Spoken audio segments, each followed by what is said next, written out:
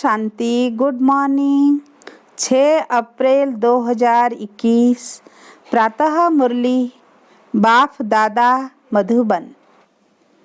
मीठे बच्चे, अब वापिस घर जाना है, इसलिए देह भान को भूल अपने को अशरीरी आत्मा समझो, सबसे ममत्व मिटा दो।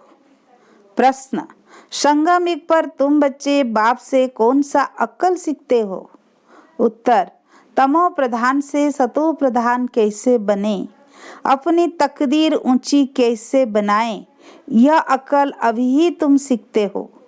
जो जितना योग युक्त और ज्ञान युक्त बने हैं, उनकी उतनी उन्नति होती रहती है।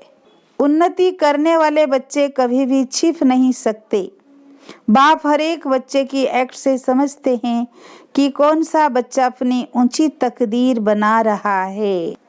भगवान से किसी का भी इतना लव नहीं रहता है, किसी को दोष नहीं देते हैं, यह भी ड्रामा में नूंद है। बाप समझाते हैं कि तुम आत्मा कितनी छोटी बिंदी हो, उसमें 84 जन्म का पाठ नूंधा हुआ है। कितना वंडर है, आत्मा कैसे शरीर लेकर पाठ बजाती है।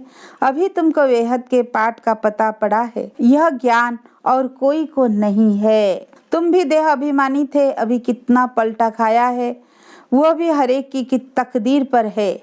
कल्प पहले वाली तकदीर का अब साक्षात्कार हो रहा है। दुनिया में कितने ढेर मनुष्य है, हर एक की अपनी अपनी तकदीर है। जैसा जैसा जिसने कर्म किया है, उस अनुसार दुखी सुखी साहूकार गरीब बनते हैं। बनती आत्मा है। आत्मा कैसे सुख में आती है फिर दुख में आती है, यह बाप बैठ समझाते हैं। तमो प्रधान से सतो प्रधान बनने का अक्ल बाप ही सिखाते हैं। कल्प पहले माफिक, जितना जिसने अक्ल पाया है उतना ही अब पा रहे हैं। पिछाड़ी तक हरे की तकदीर को समझ जाएंगे, फिर कहेंगे कल्प कल्प ऐसे ही हरे की तकदीर रहेगी। जो अच्छा योग युक्त ज्ञान युक्त होगा वो सर्विस भी करता रहेगा। पढ़ाई से सदैव उन्नति होती रहती है। कोई बच्चे जल्दी उन्नति को पा लेते हैं, कोई बहुत माथा खपाते हैं। यहाँ भी ऐसे हैं। कल्प पहले माफिक, जो जो उन्नति करते हैं वह छिप नहीं रह सकते। बाप तो जानते हैं ना, सबका कनेक्शन शिव बाबा से है। यह भी बच्चों को एक्ट देख समझ में आ जाते हैं तो वो भी देखते हैं। इनसे भल कोई छिपाए परंतु शिव बाबा से तो छिपा नहीं सकते। भक्ति मार्ग में ही परमात्मा से नहीं छिपा सकते तो ज्ञान मार्ग में कैसे छिपा सकते। बाप समझाते रहते हैं पढ़ाई तो बहुत सहज है, कर्म भी करना है, रहना भी मित्र संबंधियों के पास पुरानी दुनिया में है। वहाँ रहकर मेहनत यहाँ के लिए करनी है। यहाँ रहकर पुरुषार्थ करने वालों से वहाँ घर में रह पुरुषार्थ करने वाले तीखे जा सकते हैं। अगर ऐसी लगन है तो शास्त्र में अर्जुन और भील का मिसाल है ना। भल भील बाहर का रहने वाला था, लेकिन अभ्यास से वो अर्जुन से भी तीर चलाने में होशियार हो गया। तो गृहस्थ व्यवहार में रह कमल फूल समान रहना है, यह भी तुम्हें मिसाल देखना है। गृहस्थ व्यवहार में रह बहुत अच्छी सर्विस कर सकते हैं, वो जास्ती वृद्धि को पाते रहेंगे। यहाँ रहने वालों को भी माया छोड़ती नहीं है। ऐसे नहीं है कि बाबा के पास आने से छूट जाते हैं, नहीं, हर एक का अपना अपना पुरुषार्थ है। गृहस्थ व्यवहार में रहने वाले यहाँ रहने वालों से पुरुषार्थ अच्छा कर सकते हैं, बहुत अच्छी बहादुरी भी दिखा सकते हैं। उनको ही महावीर कहा जाता है जो गृहस्थ व्यवहार में रहकर कमल फूल समान बनकर दिखाए। कहेंगे कि बाबा आपने तो छोड़ा है। बाबा कहते हैं हमने कहाँ छोड़ा है, मुझे ही छोड़ कर गए हैं। बाबा भी किसी को छोड़ नहीं आए, घर में और ही बच्चे आ गए। बाकी कन्याओं के लिए तो बाबा कहते हैं कि तुम यह ईश्वरीय सर्विस करो। यह भी बाबा है, वह भी बाबा है। कुमार भी बहुत आए लेकिन चल न सके। कन्याएं फिर भी अच्छी है। कन्या 100 ब्राह्मण से उत्तम गिनी जाती है। तो कन्या वह जो 21 कुल का उद्धार करे, ज्ञान के वाण मारे। बाकी जो गृहस्थ में रहते वह भी बिके ठहरे। आगे चल उन्हों का भी बंधन खलास हो जाएगा। सर्विस तो करनी है ना। कई सर्विस करने वाले बच्चे बाप दादा के दिल पर चढ़े हुए हैं, जो हजारों का कल्याण कर रहे हैं। तो ऐसे सर्विसेबल बच्चों पर आशीर्वाद भी आती रहेगी। वे दिल पर चढ़े रहेंगे। जो दिल पर हैं वही तख्त पर बैठेंगे। बाबा कहते आपस में मिलकर युक्ति रचते रहो, सबको मार्ग दिखाने की। चित्र भी बनते रहते हैं, ये सब प्रैक्टिकल बातें हैं। अभी तुम समझते हो कि परम पिता परमात्मा निराकार है, वह भी बिंदी है, परंतु वह नॉलेजफुल पतित पावन है।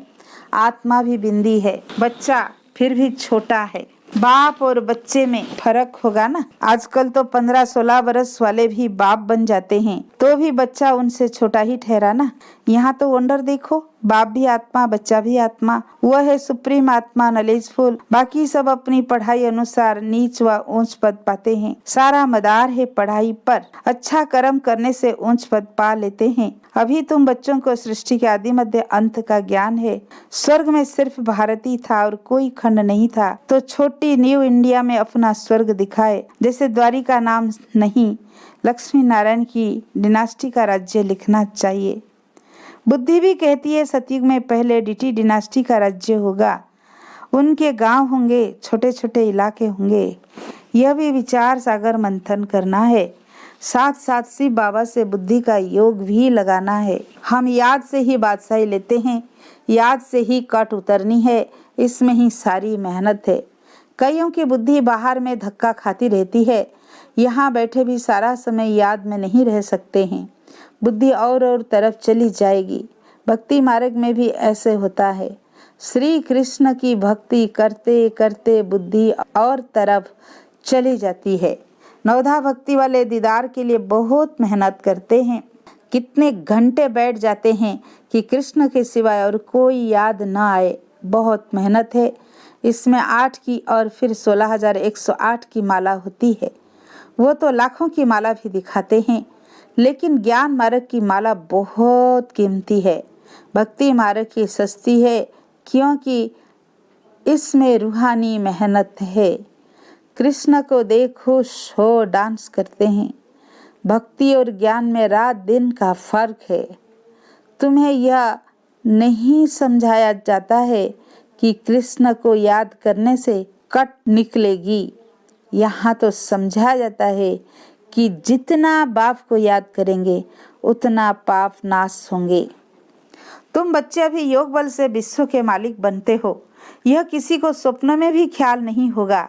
लक्ष्मी नारायण ने कोई लड़ाई आदि नहीं की, विश्व के मालिक फिर कैसे बने, यह तो तुम बच्चे ही जानते हो। बाबा कहते योग बल से तुमको राजाई मिलेगी, परंतु तकदीर में नहीं है तो तदबीर ही नहीं करते, सर्विसेबल बनते नहीं है।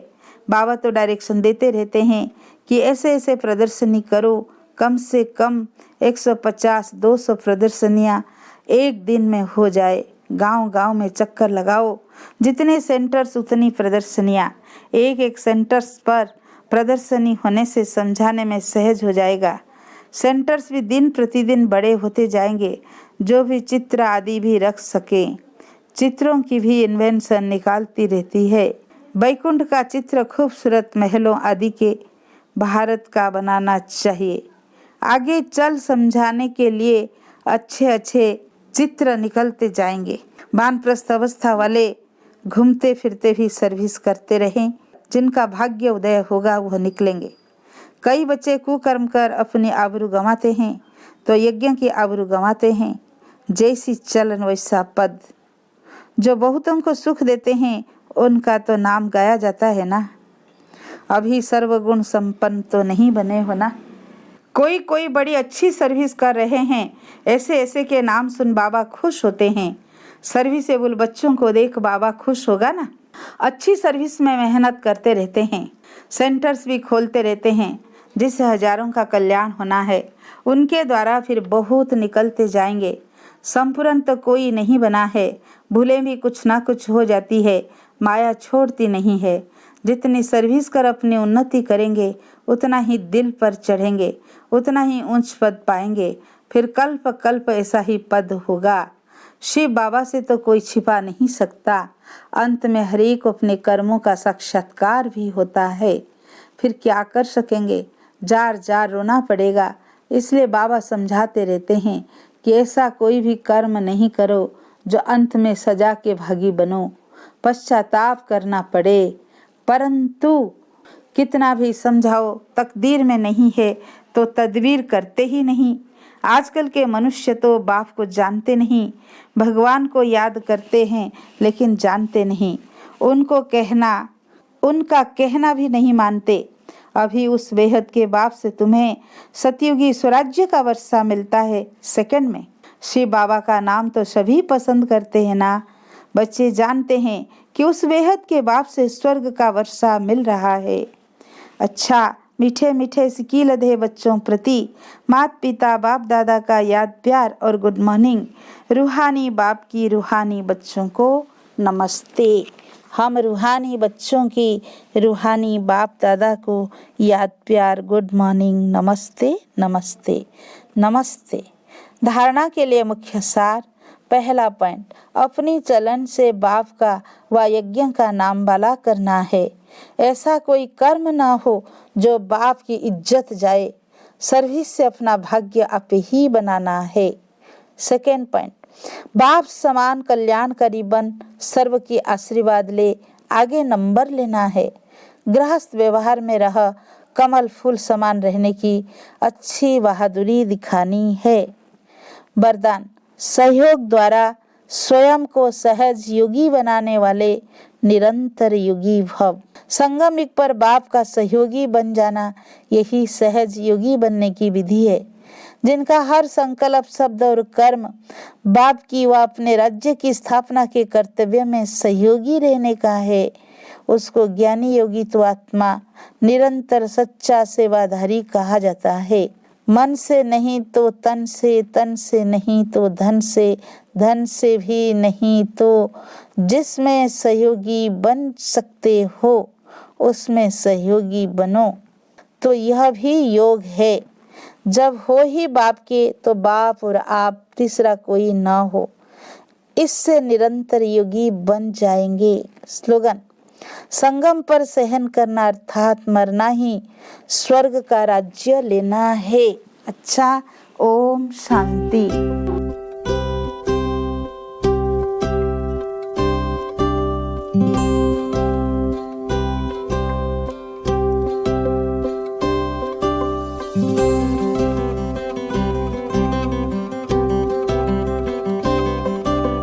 झरनों से संगीत है झरता,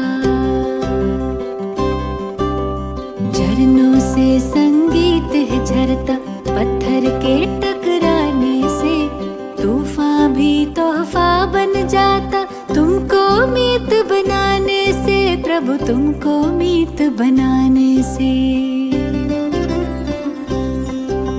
झरनों से संगीत है झरता, पत्थर के टकराने से तूफान भी तोहफा बन जाता, तुमको मीत बनाने से, प्रभु तुमको मीत बनाने से।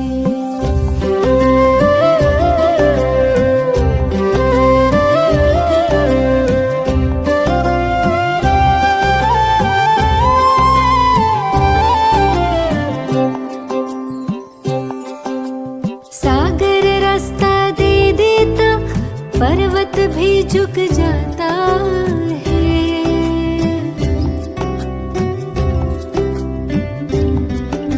सागर रास्ता दे देता, पर्वत भी झुक जाता है। नामुमकिन मुमकिन हो जाता, वक्त भी रुक जाता है।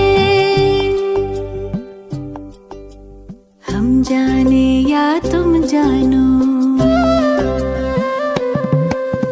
हम जाने या तुम जानो, क्या मिलता प्रीत लगाने से, तूफान भी तोहफा बन जाता, तुमको मीत बनाने से, प्रभु को मीत बनाने से।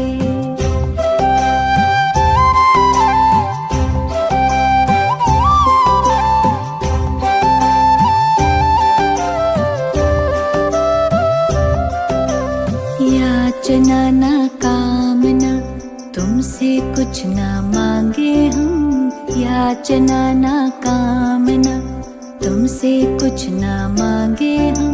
योग करें हम, योग्य बने, प्रभु काम तुम्हारे आए हम। कष्ट कटे सब विघ्न मिटे,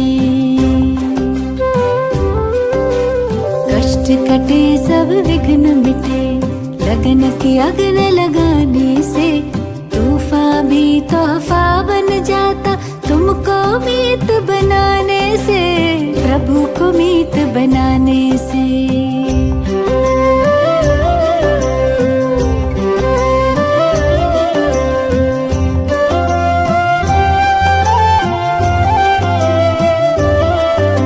सुख के दिन या दुख की रातें, मन की नैया ना डोले।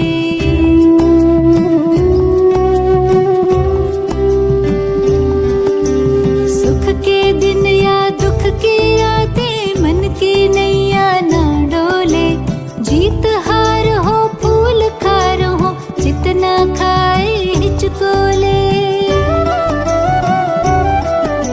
सदा समर्थ सहारा तुम, सदा समर्थ सहारा तुम, देते हाथ थमाने से तूफान भी तोहफा बन जाता, तुमको मीत बनाने से, प्रभु को मीत बनाने से। झरनों से संगीत है झरता, पत्थर के टकराने से तूफान भी तोहफा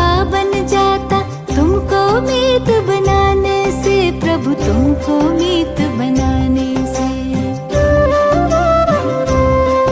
हाँ, प्रभु को मीत बना